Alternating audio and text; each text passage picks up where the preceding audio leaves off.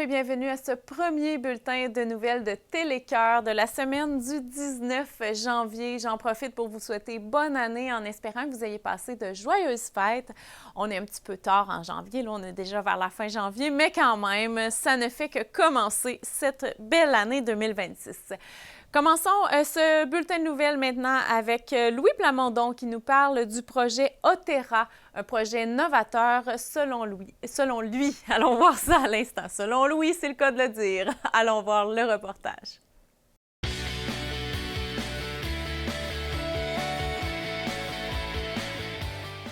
Je m'en vais rencontrer le député Louis Plamondon pour parler du projet de logement Nicolet-Audanac. Projet de construction Nicolet, et c'est la première fois que, moi en tout cas, que je vois cela.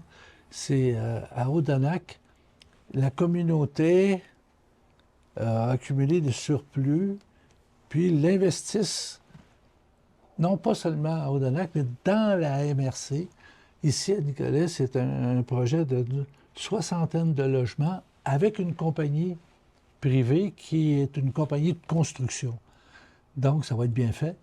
Alors, on a un constructeur qui s'associe avec Audanac pour réaliser ce projet-là. C'est un bel exemple à montrer pour tout le Québec, là, cette collaboration-là, parce que c'est unique et il me semble, moi, j'en connais pas d'autres projets que ça. J'ai vu ceux de Wallinac avoir, par exemple, un foyer. Là. Il y avait un foyer, un gros foyer qui était pas loin de Précieux Sang, là. Mais c'était juste des intérêts autochtones. Mais ça fonctionnait très bien. Mais d'en avoir un qui s'associe à un collaborateur blanc qui permet un projet plus gros, c'est encore plus fascinant. Je suis allée faire un tour au tournoi de hockey Sogetel en décembre dernier, donc un gros tournoi dans notre région à l'Arena à Nicolet. On en parle avec le coprésident tout d'abord, qu'on vous présente en début de reportage, mais ensuite avec un joueur et également le directeur général de Sogetel.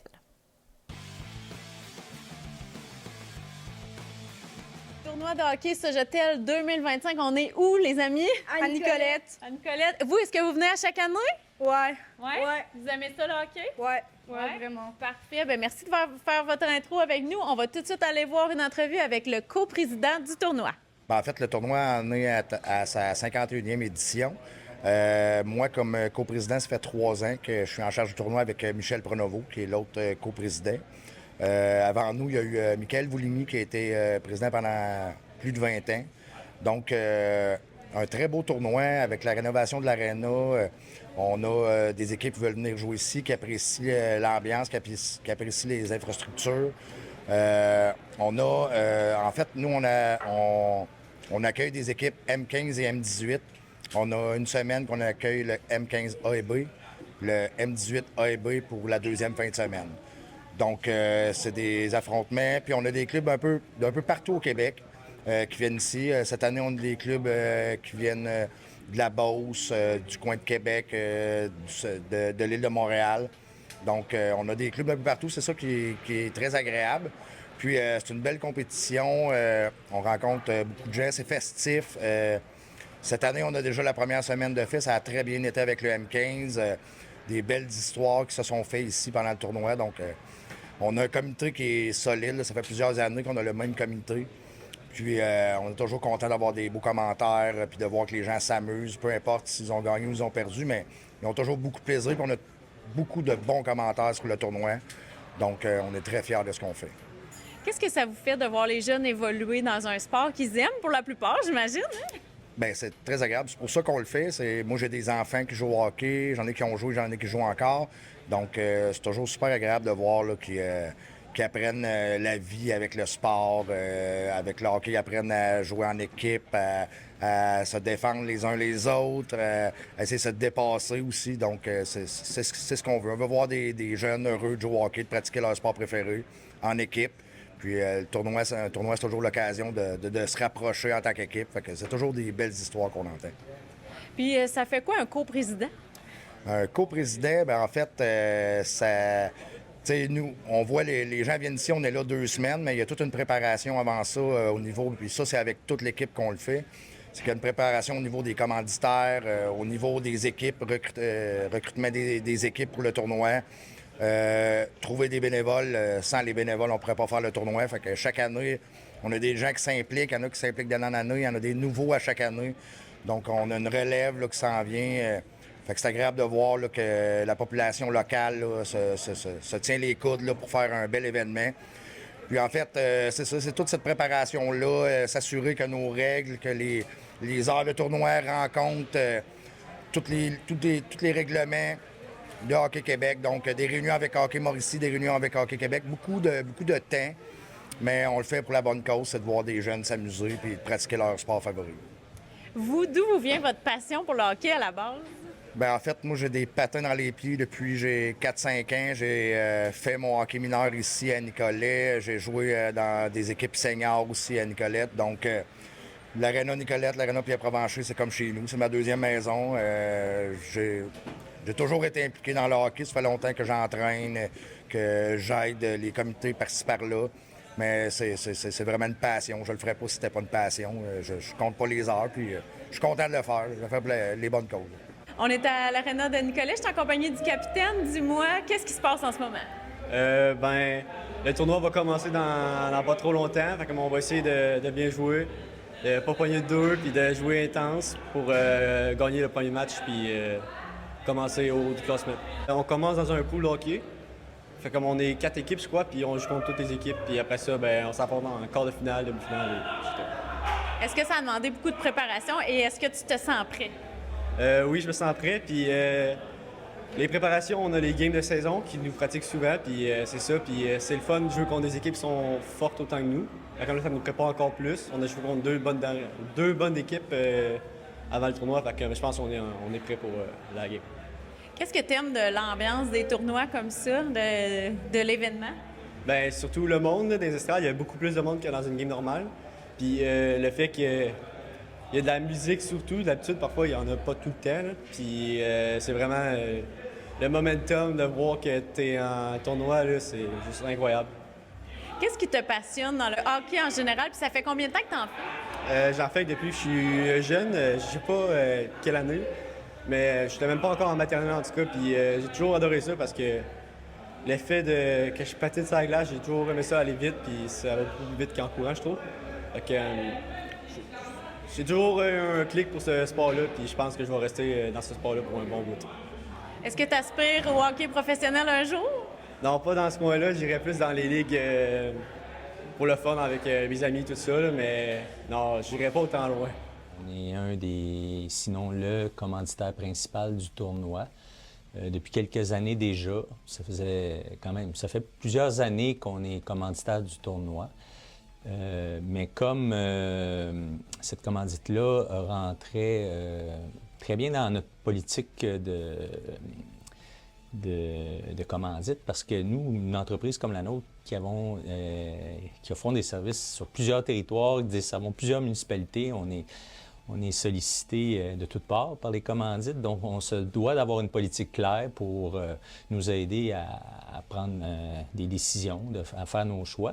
Et notre politique, c'est de prôner l'activité physique et la famille. Donc, le tournoi de hockey Bantam Midget, du hockey mineur de Nicolette, rencontre bien ces objectifs-là. Et comme on est à la base la compagnie de téléphone locale de Nicolette depuis 1892. Donc, c'est normal qu'on s'implique davantage ici à Nicolette. J'ai 3 garçons, les 3 ont joué au hockey ici à Nicolette. Donc, puis ça donnait... Des fois, ils participaient eux-mêmes au tournoi.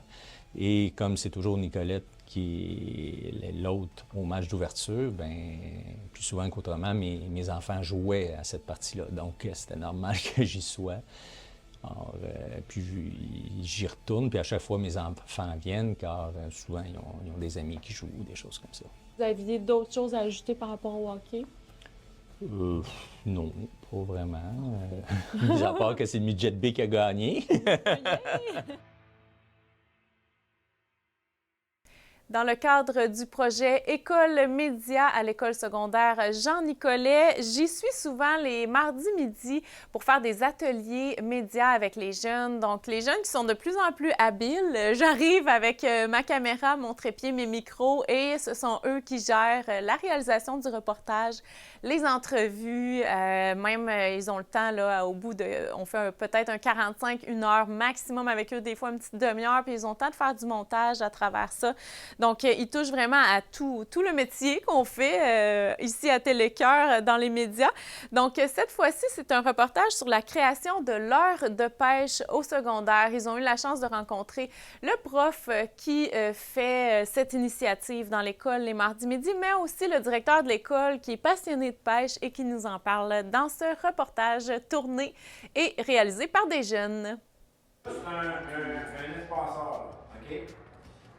Pour empêcher que les filles s'accrochent ensemble. Je suis à l'école secondaire Jean Nicolet pour rencontrer un enseignant qui donne des ateliers de fabrication de leurre de pêche. Quelle est l'activité qui se passe ici? En fait, je suis avec un groupe d'élèves, là, sont entre 8 et 10 habituellement, puis on fait du montage de leurre de pêche. Parce que, évidemment, on a affaire à des pêcheurs ici, des jeunes pêcheurs. Et ça leur donne l'occasion en même temps. Là, vous savez qu'on n'a plus droit au cellulaire dans les écoles, fait que ça fait une belle activité sur l'heure du midi pour eux. Je le fais en moyenne 1 à 2 fois par semaine. Est-ce que les leurres qu'ils fabriquent sont destinés au commerce? En fait, il aide un peu à la production, puis moi, c'est sûr qu'il va y avoir une ristourne en l'heure. Là. On a 2 moments dans l'année, là, au moins 2 moments dans l'année, comme un avant Noël, où ils vont avoir des sacs cadeaux. Ça, sont avisés de ça. Ils vont piger un numéro, mais les sacs de cadeaux sont tous de même valeur. Là. Il va y avoir des belles surprises dans les sacs. Je peux pas vous le dire, mais vous allez peut-être le voir le 17 décembre si vous revenez. Puis, il va y avoir un dîner pizza. Fait qu'on va faire cette activité-là. On va avoir des leurres dans des sacs pour l'équivalent du travail qu'ils auront fait pour la compagnie. Puis en même temps, on ne se le cachera pas. Là, c'est pas une grande chaîne de montage. Le but, c'est d'initier les jeunes, dans le fond, au montage de leurres. Là. On voit une table remplie de jeunes, donc la motivation, on disait c'est de plein gré qu'ils viennent. Leur motivation est là. Ah oui, ils sont motivés. Les journées qu'on n'en fait pas, ils me demandent c'est quand la prochaine fois. Donc, la motivation est vraiment là. Vous pourrez les questionner tout à l'heure. Ce sont des jeunes là, vraiment impliqués là, au niveau du montage, puis ils sont vraiment minutieux. Avec le temps, là, j'ai vu que c'était une belle activité enrichissante pour moi puis pour eux. J'imagine que pour ce faire, on a l'accord de la direction, puis c'est quelque chose de le fun. Bien, en fait, ce qui est un peu aidant, c'est que M. Trottier, notre directeur, aime un peu la pêche aussi, puis il comprend un peu c'est quoi la passion de la pêche.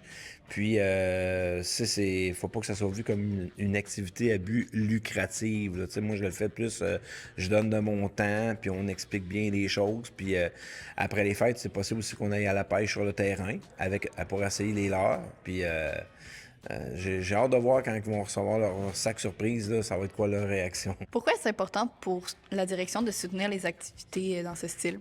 Bien, c'est toujours important de soutenir plusieurs activités. On a beaucoup d'élèves qui ont des goûts très diversifiés. Donc, clairement, ça répond là, à une clientèle aujourd'hui, là, à une activité qu'on fait.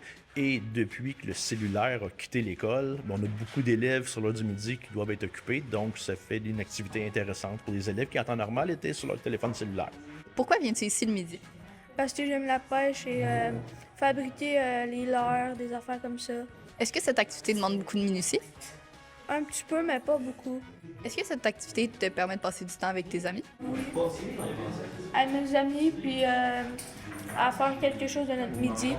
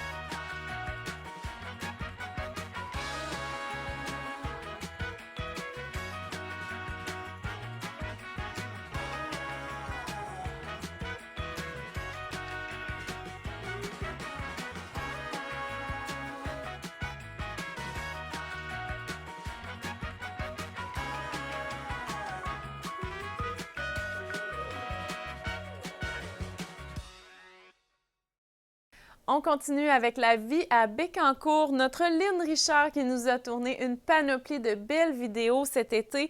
Donc, celui-ci porte sur le club de lecture pour adultes. Je vous invite d'ailleurs à visionner notre Facebook sur lequel on peut retrouver toute la série La vie à Bécancour. Donc, ça fait plusieurs années que ça roule. Et là, cette année, j'ai pas eu le temps encore de tous les présenter dans les bulletins de nouvelles. Je le fais au compte-gouttes. Mais allons voir celui sur le club de lecture pour adultes. Donc, un reportage de Lynn Richard.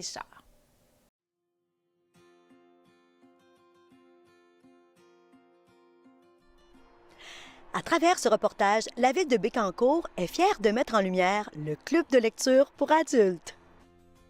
Mon invitée aujourd'hui est Mme Estelle Poignant, régisseur art et culture ici à la ville de Bécancour, et notre sujet est le club de lecture pour adultes. Quel est l'objectif premier, en fait, d'avoir un club de lecture ici?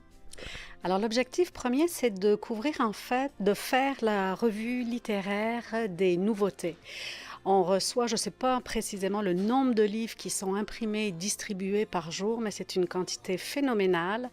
Mes collègues commis en lisent beaucoup, mais c'est difficile de faire des références recherchées, approfondies.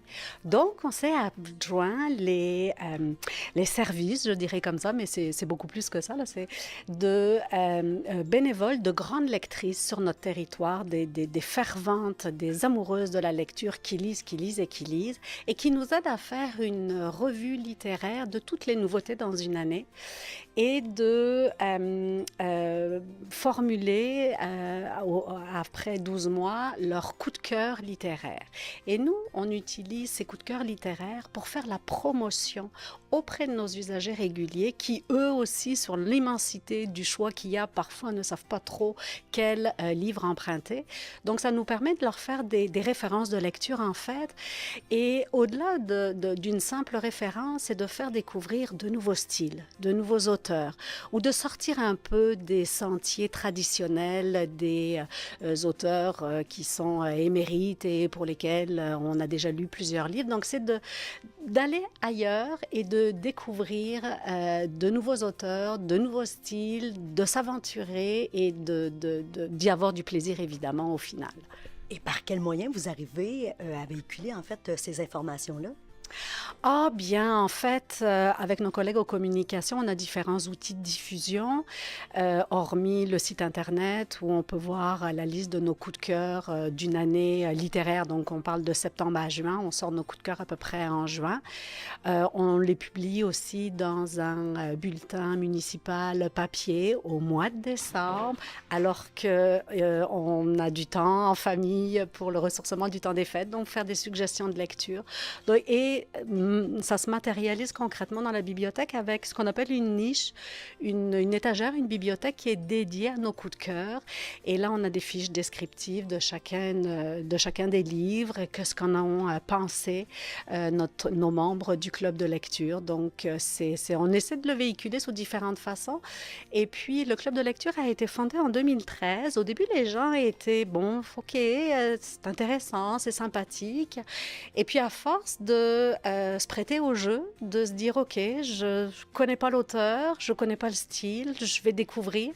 Bien, à force maintenant, certains des usagers se dirigent en rentrant dans la bibliothèque directement dans cette étagère. Donc, je pense que c'est garant du succès, de la crédibilité aussi, des échanges de notre club de lecture et c'est riche, un partage en fait, c'est un partage de passionnés de lecture. Merci, Madame Estelle. Avec plaisir. Je me trouve présentement dans la salle de lecture. Maëlie Richard, responsable en fait du club de lecture en plein partage. Écoute, Maëlie, ça fait déjà 3 ans, toi, que tu fais partie du club de lecture. Parle-moi de comment ça se passe. Au fond, c'est très simple. Les rencontres se déroulent toujours de la même façon, un petit peu comme on voit derrière moi présentement. Donc, les dames prennent le temps vraiment de discuter de chacune des lectures qu'ils ont fait dans le dernier mois. On se rencontre environ une fois par mois entre le mois de septembre et le mois de mai. Donc, les choix se font tranquillement. Là, présentement, on est dans des discussions qui sont un petit peu plus corsées, mais je dois avouer que ça va continuer quand même là, à se développer avec le temps, là. Puis, en plus, vous les qualifiez, vous avez des catégories? Oui, c'est ça. En fait, c'est qu'on a des sélections à faire dans plusieurs catégories différentes. Donc, que ce soit les romans québécois, étrangers, les documentaires, les romans graphiques. Donc, on prend vraiment le temps d'en choisir dans chacune des catégories. On sélectionne total à peu près une quinzaine de coups de cœur là, par année, mais il faut vraiment que ce soit diversifié dans les catégories. Puis on parle de coups de cœur, d'incontournables. Il y en a d'autres aussi? On y va toujours aussi avec des plumes confirmées. Donc, si on a des auteurs qui sont plus appréciés et qui reviennent année après année, à un moment donné, on décide de le mettre comme plume confirmée là, pour... Merci de faire briller la culture au cœur de notre communauté bécancourroise. Écoute, ça rejoint en fait toute la communauté, donc c'est une belle richesse que d'avoir ici un club de lecture à Bécancour. Madame Carole Landry, qu'est-ce que ça procure de participer à un groupe comme celui-là? D'abord, c'est le partage, parce que c'est une passion, la lecture, donc c'est le partage et c'est aussi la découverte. Il y a des auteurs que moi, j'aurais pas lus, puis que finalement, avec le club de lecture, ça m'a apporté à lire. D'ailleurs, depuis quelque temps, je lis beaucoup de Québécois, quelque chose que je n'étais pas portée à aller vers. Puis finalement, avec le club de lecture, découvrir, je vais aller voir qu'est-ce que ça a de l'air cet auteur-là, je vais aller voir cet autre auteur-là. Puis, fait que c'est la raison du club. Là. Pour moi, là, ça m'amène beaucoup. J'ai avec moi Mme Monique Labonté. Vous avez un coup de cœur à partager aujourd'hui. Oui, c'est le livre de Ingrid Falaise. C'est Fille-mère. C'est un petit livre, mais qui était très dense et qui contient, en fait, il raconte l'histoire des filles-mères dans les années 1960, quand la petite fille tombait enceinte ou elle subissait l'inceste. Elle était placée dans un couvent où est-ce qu'on le faisait payer pour leur péché. La religion qui était très méchante, sévère. Puis tout ça. Fait que on suit, puis c'est à partir d'une histoire réelle. On suit le parcours d'une jeune femme de 15 ans qui tombe enceinte et qui ne peut même pas prendre son bébé dans ses bras. Puis qui, finalement, elle a vieilli. Elle a elle-même ensuite un autre enfant avec son mari. Puis, mais toujours, elle a cette hâte-là, d'avoir cette nécessité-là de voir où en est rendu son fils. Le club de lecture m'a permis de m'ouvrir à différents styles. Puis même maintenant, je lis des documentaires qu'avant, je ne lisais pas.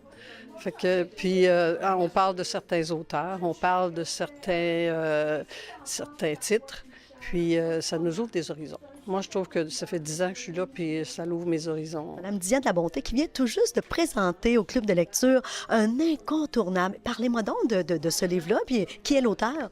Alors, c'est Jonathan Hayden. C'est un sociologue et psychologue enseignant à l'université. Et puis, ça parle de l'impact des réseaux sociaux sur nos enfants et nos adolescents. Alors, lui, pour faire une histoire courte, recommande l'utilisation des réseaux sociaux seulement à partir de 16 ans. Alors, pour en arriver à cette conclusion-là, il y a beaucoup il démontre avec des statistiques là, les dommages et les impacts de ça.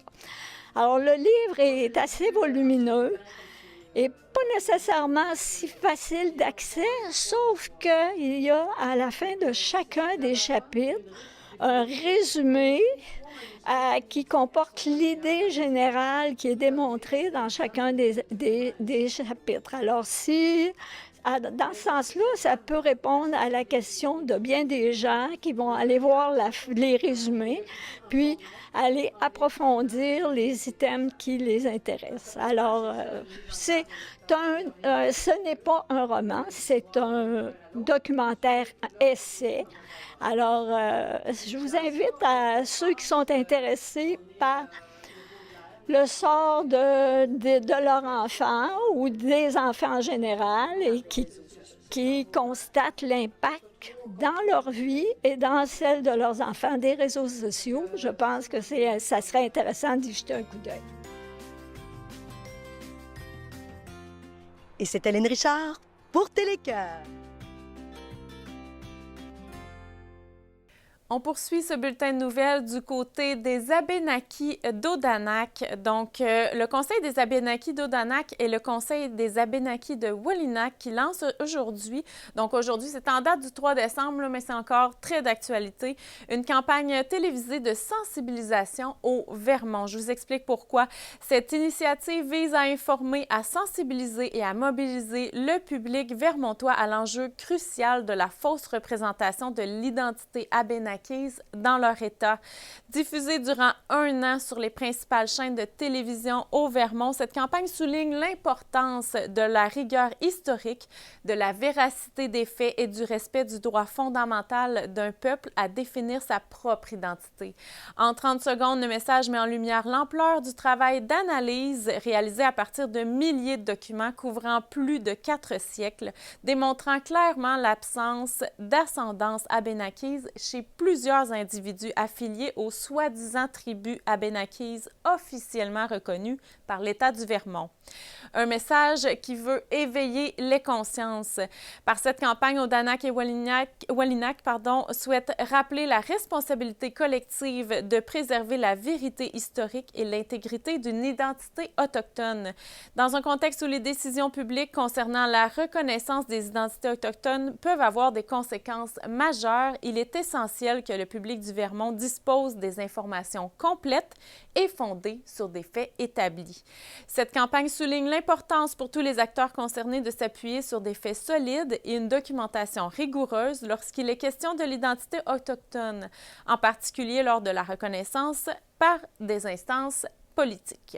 Notre devoir est d'offrir au public vermontois une information juste, vérifiable et fidèle à l'histoire. Les faits sont clairs, les archives sont solides et il est essentiel que chacun comprenne la réalité de notre identité, dit Jacques Tewatso, conseiller au Conseil des Abénaquis d'Odanak. Il rajoute « Nous poursuivrons ce travail avec constance et détermination. La vérité ne peut être ignorée. » Pourquoi est-ce si important? Les conséquences de cette fraude identitaire entreprise par ces individus et des groupes sont majeures. La reconnaissance et le soutien accordé à ces groupes renforcent des logiques coloniales en détournant des ressources, des opportunités et des droits qui devraient revenir aux véritables communautés abénaquises. Cette situation porte directement atteinte à la souveraineté abénaquise, notamment au droit fondamental de déterminer qui fait partie de la nation. Également, cela déforme l'histoire et les modes de vie des Abénaquis d'une manière qu'il leur est difficile de transmettre une compréhension vraie et juste de leur identité. Les Abénaquis d'Odanak et de Wolinak ont le devoir d'honorer le passé véritable de leurs ancêtres et de protéger leur héritage. On peut bien sûr visionner cette publicité sur le YouTube, sur YouTube. On peut prendre également connaissance de l'intégralité du rapport généalogique, très intéressant pour ceux qui s'intéressent, donc sur le site abénaquihéritage.org. Merci d'avoir été des nôtres pour ce bulletin de nouvelles de Télécœur. En attendant les prochaines émissions, n'hésitez pas à me contacter au 88 714 2953 pour me donner vos commentaires ou suggestions d'émissions ou de reportages. Vous pouvez également visionner toutes ces émissions, tous ces reportages au compte-gouttes sur notre YouTube, donc YouTube de Télécœur et sur Facebook, les Amis de Télécœur. Bien important d'ajouter les Amis de Télécœur. Si vous tombez sur la page juste Télécœur, ça ne fonctionnera pas. Donc, merci d'être là comme à l'habitude avec nous. Je vous souhaite une excellente semaine.